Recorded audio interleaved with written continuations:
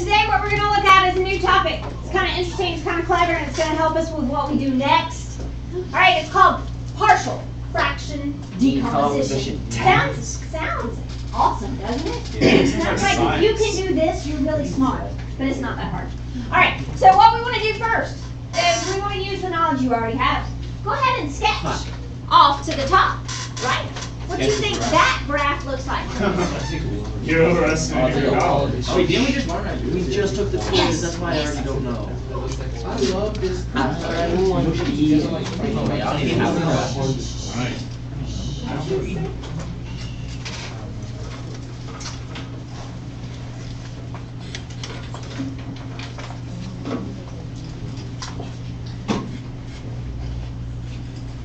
Quite a few of us have a phone on our desk. If it is facing up, I would like you to flip it over to face down. I got you. Thank you. Better. No zeros. Middle asymptotes at 3 and 1.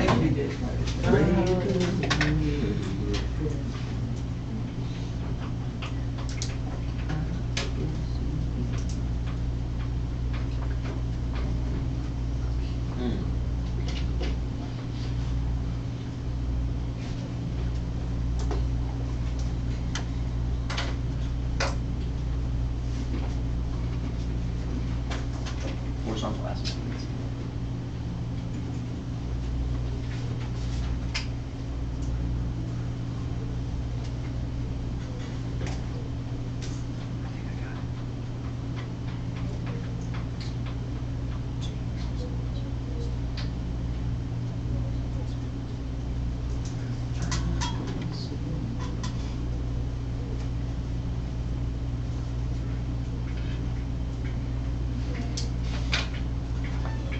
Okay, so we don't have as much as we normally have.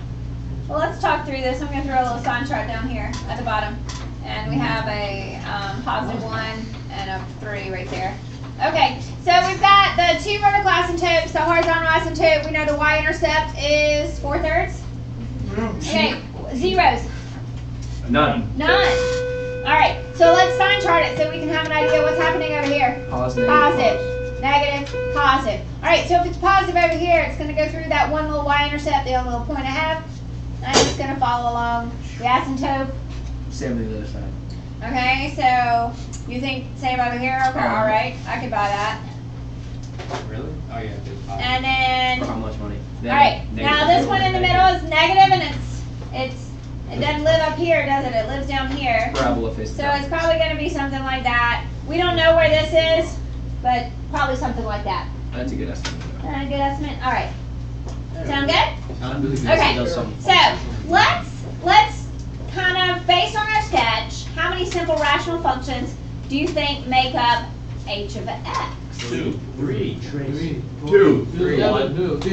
One. You said rational. 2, 3. All right. Use the number of boxes as a hint. 2. Oh, okay. 2. All right. So since we have no way of knowing how we can break these up, we know we can factor it. We know we could write it like this, and we know we had something here and something here that we got a common denominator and it turned into 4, right? Okay, so basically we're going backwards. You're Okay. starting with this and you're breaking it down into what it could have been, Okay. okay? So we're going backwards. So we have to figure out the what it could have been. What if All right, it could've so been? since we have no way of knowing exactly what the numerator should be, we're just going to give them designations, A and B. We'll call them A and B. Okay. Now, this is a task that you could do by yourself. So here's your next question. How in the world can we figure out what A and B could possibly be? If it's asking how in the world, we could look it up on Google. Cross Okay, multiply. that is two. one method. Well, All right. first, but So what we're going to do is we're going to think about the steps that we used to get a common denominator. Because we know this has to be equivalent to this. So what we did was to get a common denominator, we would multiply the two. And then A, because it is only over x minus 1, would have to be multiplied times x minus 3. And since B was only over x minus 3, it would have to be multiplied times x minus 1. Does that make sense? Okay, it makes sense, but it's still confusing. Because it's not real clear. It doesn't explain exactly where we're going. No, it's So, now, looking at this, because the denominators are equivalent, they're the same, don't the numerators also have to be equivalent for these to be equivalent fractions? Yes. So since we know that must be true, we know that 4 would have to equal this stuff. The top. Okay? So, I'm going to do some distributing here and see if that helps any. Matrix. Oh no. Alright, so I distributed. Okay. Oh wait, no, matrix. Alright, now that doesn't look really clear to me, but I do see that these two both have an X. I'm going to put those together. And these two don't have an X, so I'll stick them at the end. Alright.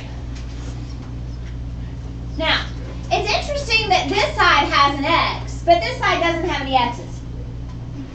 And the only way they could be equivalent is if this has X's, then this side would need X's. So can I write like something like this? Right here? Plus. Yeah. Why? Okay? So the only way these two can be equal is if, actually I didn't mean to erase that. This was AX plus BX. I just meant to factor. So that has I'm to going to equal factor zero. out the X. And if I factor out the X, what am I left with? A plus B. So the only way this can work is if A plus B equals 0. A plus B has to equal 0. Because this X on this side has to go away. It can't be there because there's not an X over here. There are 0 X's on the left side. So the only way this can be equivalent is if A plus B X, Stop. if this part is also 0. So they're not both zero. And that's why Okay. 3 and 1, and then it equals 4. And then we also can see what's left. What is left? Negative 3A minus B equals 4. That's a system. That is a system. So we are doing matrices. No, we don't have to. This is a simple 2x2, and elimination works beautifully here because the b's cancel. So we are left with negative 2a equals 4. So a is negative 2. Okay? So if a is negative 2, what is b? B is 2, because negative 2 plus 2 equals 0. That's simple enough. Okay? It is simple. Oh wait, I was No, man, right. I don't like this. I don't like these. I mean, what's the point of doing this? It's going to help us when we find the inverses. Of what? Rational functions. Why? Why do we have to do that? Why can't Okay. we just... We're gonna find the range.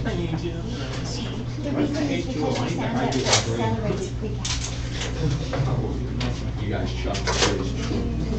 Alright, so, do you see that the A is negative 2, and the B is Yes. Yes. over the x minus 3? Yes. Yes. Okay, so, this was our original function. Hey, that kind of looks like what we graphed, doesn't it? Okay, But if So- negative 2 plus 2 equals 0. so this was our original, right? Okay, so, let's look at this part, the first fraction. Let's look at the first fraction. Okay, that didn't quite look like it, does it? Alright, let's now look at the second one. That doesn't really look like it either. But let's put them together. Oh, Okay, a little bit. so we're getting closer. Now look what happens when we add them together. Do you see how the other two individually kind of form what's happening with the other? Okay, so let me erase these two. And this is our sum. How do you think this is going to compare to our original? They're the same. It falls right on top of it. See it? Okay. Alright, so this is what we're doing with partial fraction decomposition. Alright, so as much fun as that one was, I can see you already have questions in your eyes, and because your hand is raised. Yes, sir. How, on the last one, how do negative 2 and 2? Forgot about that. Okay, cool. Alright, so, what if our denominator of our rational function didn't factor into linear components? So let's go back and notice, we had the linear components here that it factored to. This denominator factored to 2 linear binomials, right? So what happens if that doesn't work? Yeah, we might end up with an irreducible quadratic factor. That's not. So, one like this. How will you know that it's irreducible? Oh, I wanted to remind you guys too. This is a difference of cubes, and maybe you remember SOAP, and maybe you're a champ at factoring cubes. But hopefully, even if you aren't, x cubed minus 1, hopefully you can remember this first part. And if you can remember this first part, what can you do to find the other factor? Square the first, product square the last. Okay, that is what we do. And if you forget this, then you can always use synthetic. You can use synthetic with this, and it'll leave you with that. So if you ever forget, then if you can get that first factor, you've got it. All right, so a b isn't really going to work for us here, because now instead of being over a linear binomial, we're over a quadratic. So instead of just b, it has to be bx plus c. Okay? So it always has to be 1 less Yes. degree. All right. So this is just a linear, meaning first power, and we have just a constant over that. So this is a quadratic, so we go down a power, and this is now a linear. Okay. Okay.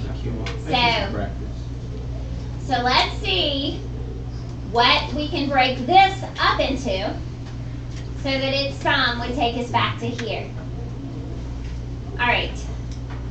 So step 1 is to write the right side, rewrite it once again as if it had a common denominator, which is the 2 of them.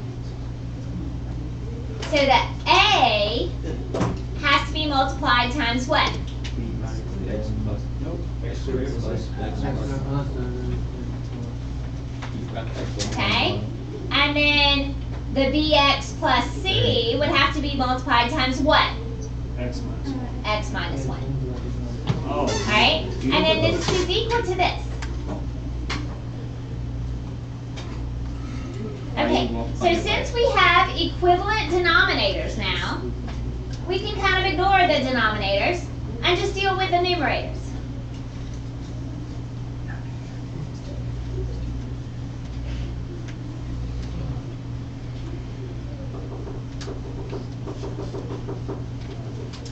Okay, so I've got a lot of distributing to do over here. And the first one, I just have to distribute the A all the way through.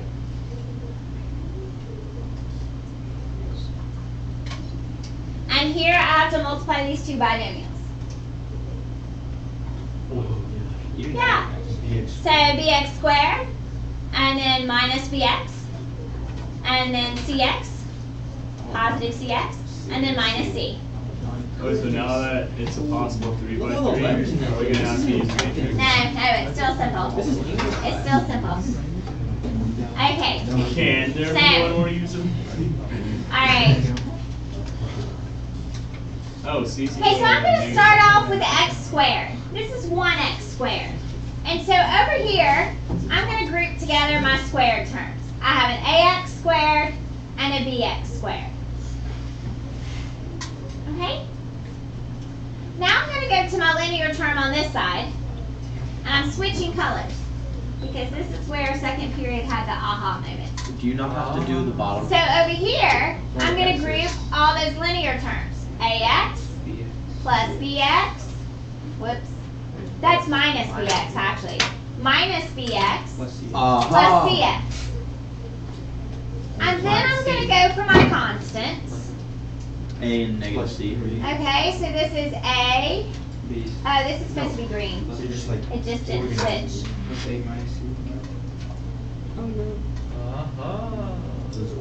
Wait a minute. This makes sense a little bit. Okay, Kind of. so now when you look at it in different colors, does it make sense that the square terms go together, the x's go together, and the constants go together? Does it make sense that those things have to equal each other? Yeah. So I'm going to go ahead and factor out the x squared right here. Okay? And then I'm going to do the same thing here. Okay, and there's really nothing to factor out here at the end.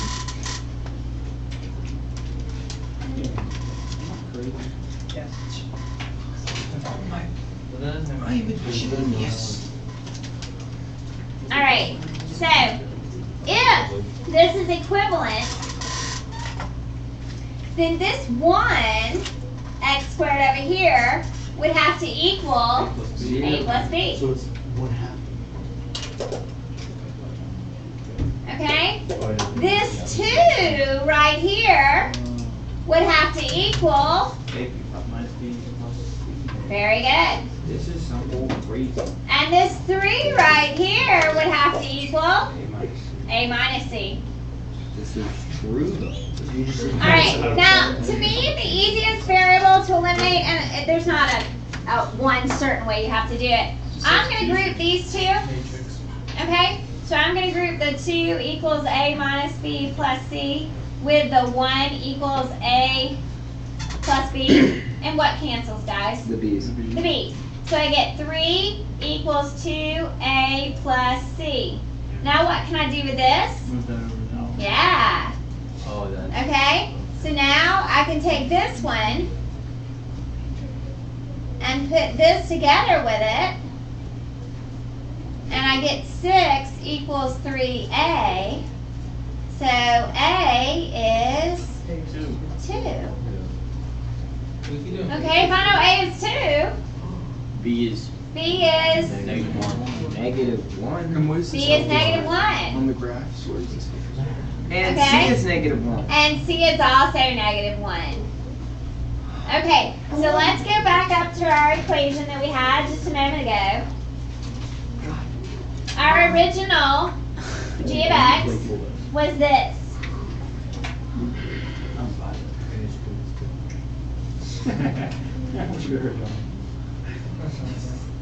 Okay, but we just found that a is 2, so a goes here. It's plus B. It's not minus B. It's plus B.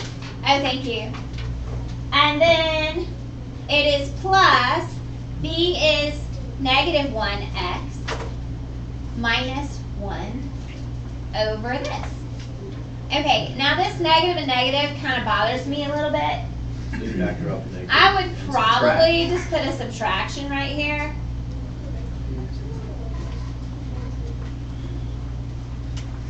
That's more pleasing to the eye.